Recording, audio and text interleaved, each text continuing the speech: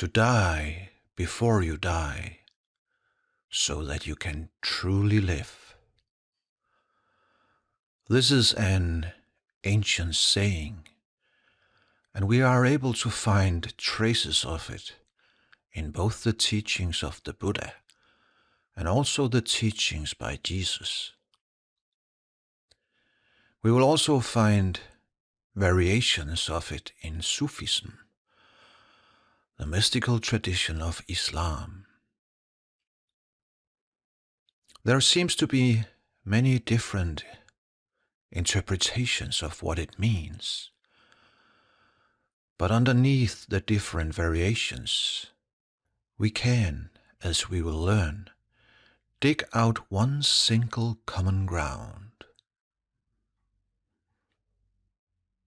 In Sufism, the phrase is often interpreted as a call to undergo a spiritual transformation.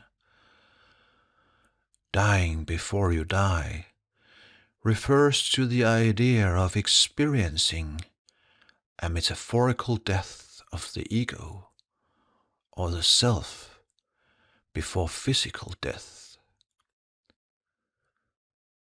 This allows a person to transcend the limitations of the ego and experience unity with the divine or the true essence of life.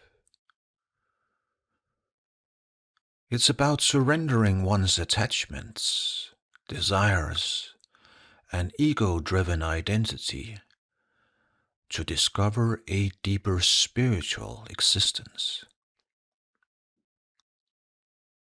In Christian mysticism, similar concepts are found where the death of one's sinful nature or ego is necessary to experience a true relationship with God.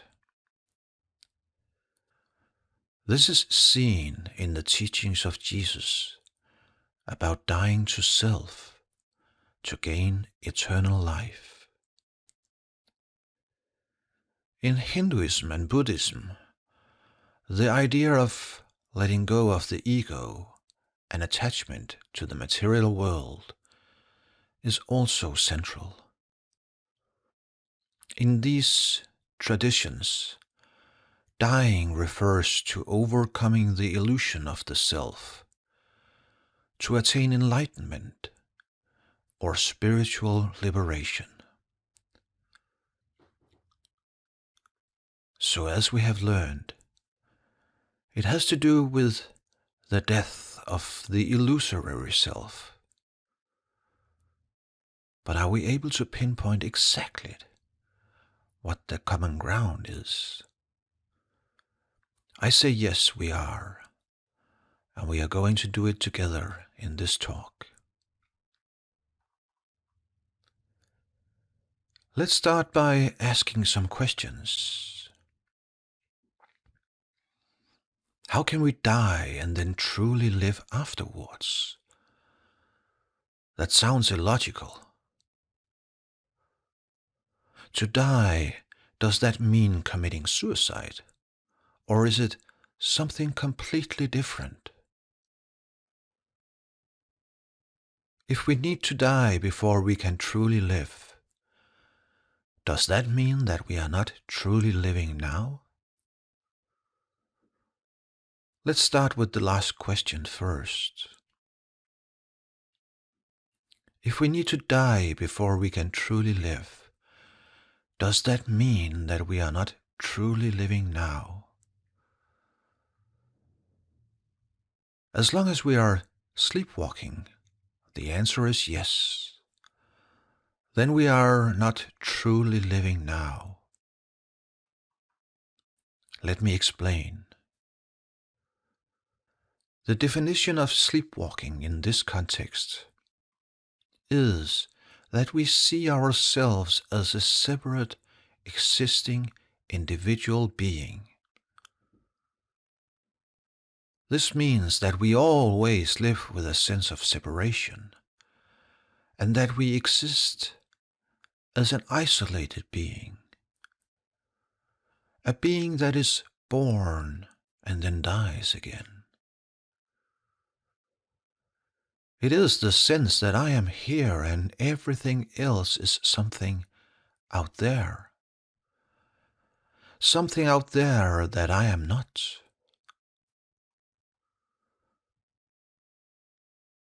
This sense gives rise to a feeling of being vulnerable, of being alone in a world that seems foreign. This feeling of separation, this feeling carries with it a sense of lack, and a sense of that it is me against everything and everybody else. This sense is not necessarily clearly defined or clearly acknowledged, but it is an inevitable result when the default sensation is that I exist completely independent of everything else. Out of this sense of being separate, a subtle feeling of either urgency or a sort of hopelessness is born. And it is this feeling of either urgency or hopelessness that then dictates how you live your life.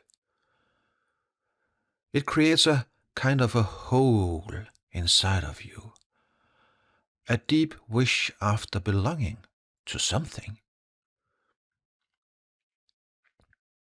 In everyday life, the result is that we are more or less in a constant mode of trying to fill this inner void of separation, of trying to overcome the feeling of loneliness. And we do this by accumulating stuff, things, experiences, entertainment, partners, etc. But all of this is a futile effort to try to escape this feeling of loneliness and separation. In other words, when sleepwalking, everything we do is a foolish effort to mend this sense of separation, and we try to do it by consuming, manipulating, lying, playing social games and all the rest of it. There is no freedom in that. None. Zilch. Zero.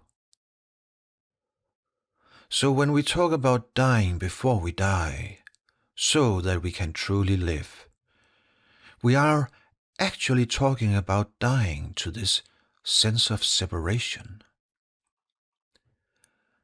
That it is this sense of separation that needs to die. For as long as we are controlled by this sense, it will be in command of everything that we do or think. In most cases, even without being aware that that is what is going on. Hence the term sleepwalking. Only the truth shall set you free.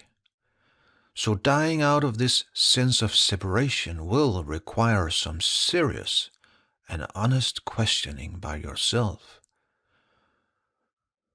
First of all, you need to acknowledge that you are carrying this sense of being a separate individual being. You have to start by admitting, honestly, towards yourself, that that is how you see yourself and everything else. And when you have admitted that, do not blame yourself. It's not your fault. It is simply something that the culture has indoctrinated into you. And society continues to hold you in its grip with the use of its propaganda that is designed to keep you in the consuming mode.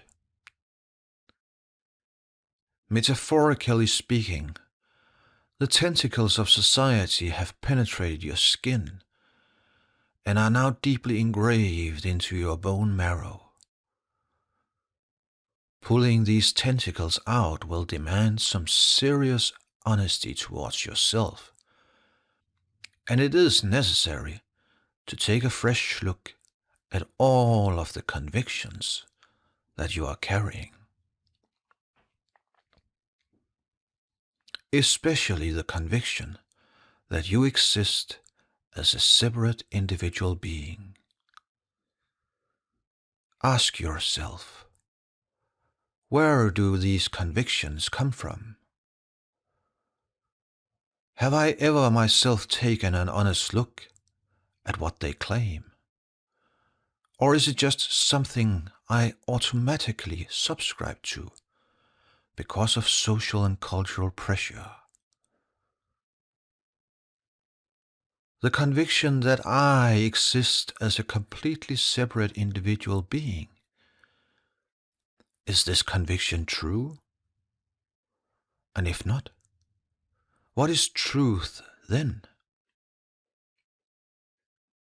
You have to dive deep into these questions yourself. It is okay to seek inspiration from genuine sources, but ultimately, you have to rely 100% upon yourself. Never allow another human being to define truth for you. So, these questions, they are the path to freedom. And these questions, if examined with total honesty, will wipe out the sense of separation. And they will make it possible for the first time to truly live.